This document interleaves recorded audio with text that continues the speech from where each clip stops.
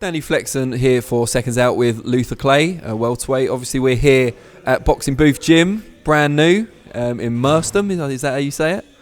Yeah, you tell me. But it's lovely. I've been to the old gym, no disrespect to it, it's lovely there too. But this is a step up, I would say, and it's a lot more holistic. There's a lot more going on here than just the boxing elements of the gym. Do you want to tell us a little bit about that? I mean, it's my second week here, setting up training with Adam Martin. So I think it's gonna be open to the public as well, like a lot of PT classes, and I think I don't know too much about that. I'm just concentrating on training by myself, but yeah, it's very nice gym facilities. It's nice to have a gym that's not cold. It's even got a shower and a sauna in there, so it's got everything you want. How does it compare to where you were before with Adam? Because obviously he's based out of here full time now. Adam Martin, there is. This is my first fight training with Adam Martin. So I never worked with him before, but compared to where I was training, it was good because it's a lot more convenient for me. It's closer. I was previously training in Southampton, hour 30 minutes from where I am in Bracknell.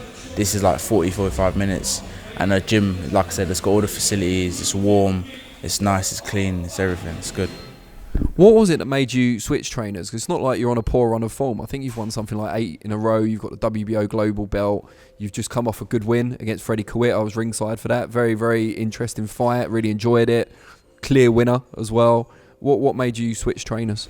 For me, there was a couple things. More like the relationship was okay. It was a working relationship, but we'd been working together since I turned professional for like 3 years, and I think it got a bit stale and we had different opinions on different things. And then also I think the main contributing factor was like the drive. It was an hour 30 minutes from Bracknell to Southampton, doing that every day, quite taxing on me.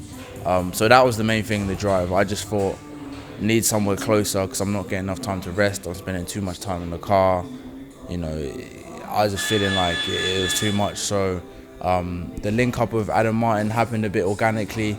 We were sparring over in Stallard's gym when Booth was based in there while this place was been, and then he watched me spar, and then he'd asked who my trainer was at the moment, blah blah blah, and then after the Freddie Kawit fight happened, that's when the link up happened.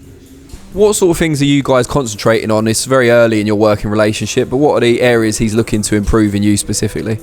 For me, my main problem has always been like punch mechanics, like delivering a punch. Like I'll land a lot of punches, but I won't be using my whole body. It more be like using my arms. So it's more. So things like shoulder rotation, hip rotation, that kind of stuff.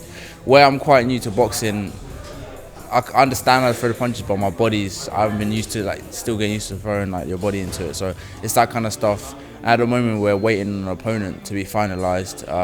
So, you know, we're just working on that at the moment.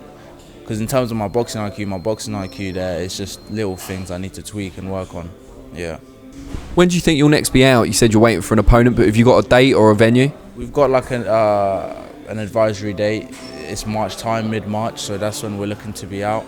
And as soon as an opponent's like finalised, then we can probably start like making game plans and stuff like that. But right now it's just training, working on the things I need to work on, and fitness, obviously. Last few fights have been obviously on Matchroom shows. Good win over Kuwait, good win out in Italy as well. You know, very impressed with that. So what's the situation with Matchroom? Is it an ongoing relationship? Will we see you back on Sky Sports? As far as I am concerned, I don't know anything about the promotion, that kind of side. My manager, Al Siesta Boxing, he handles all of that. I don't have any communication with Matchroom or Eddie. He does all of that. So like, whether I'll be on another Matchroom card or not, I'd hope so, because I believe it's the best platform in the UK and arguably even across the world. So like, hopefully I'll be back on their cards, but we'll wait and see. Does that give you a bit of extra motivation when you know you're going to be on a TV show, and specifically a kind of a Matchroom Sky Sports big event type show? Yeah, I mean, the motivation's always to win, because right now where I'm at, the opponents are getting tough. They keep getting tougher, and I'm going up in the rankings, both in the UK. I think I'm ranked 5 now or 6, and then in the world like 79. So it's going to be getting tough regardless. So there's motivation to win. The ultimate thing is getting money and be able to support myself, and being on TV on Sky obviously allows me to do that. So yeah, I guess it is motivation in a way. Have you got your own family? Or you got a partner or children, anything like that yet? No, I've got no family, no children. So that's good because I don't have any dependents or anything. So that makes my life a whole lot easier. Just concentrating on boxing. So, but you know, in the near future, obviously, want to go that way. So, you know, you gotta start setting yourself to be able to support yourself through boxing. What's the kind of route you want to take? Is it the big domestic fights that will sell well in this country? Is it kind of climbing up those WBO rankings? Now you've got a fringe WBO belt. What's your plan? For me, it's whatever is beneficial to me.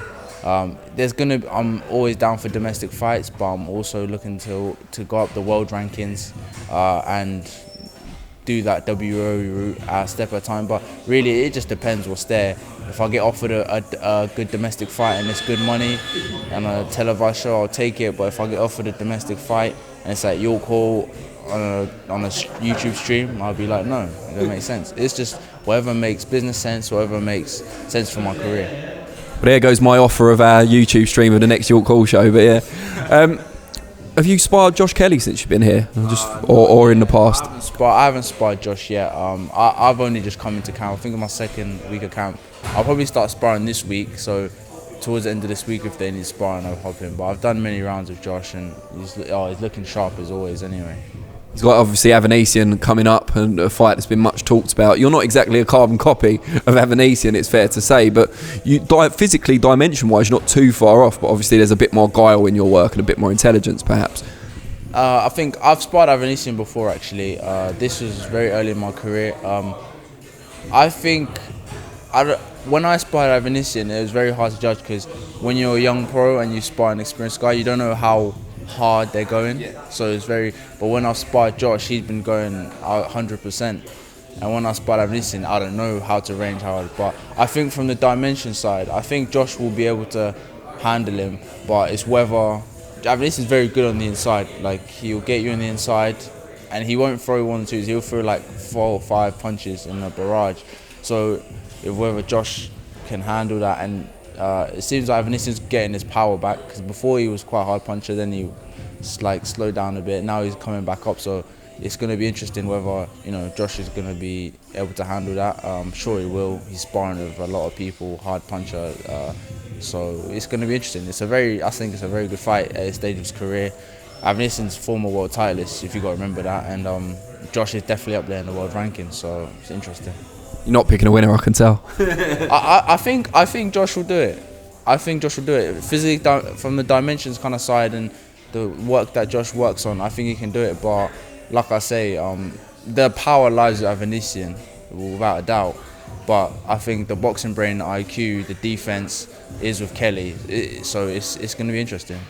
And just before we let you go, there'll be people that have seen you maybe on Sky Sports, maybe the Italy show, maybe the more recent show, want to know a bit more about you. How can they find you on different social media? I'm always on Instagram, Black Panther Boxing, and on Twitter, LutherClay95. Those are my main pages, yeah. Brilliant. All right, well, we wish you the very best of luck when the date gets confirmed, and yeah, we'll see you in action soon.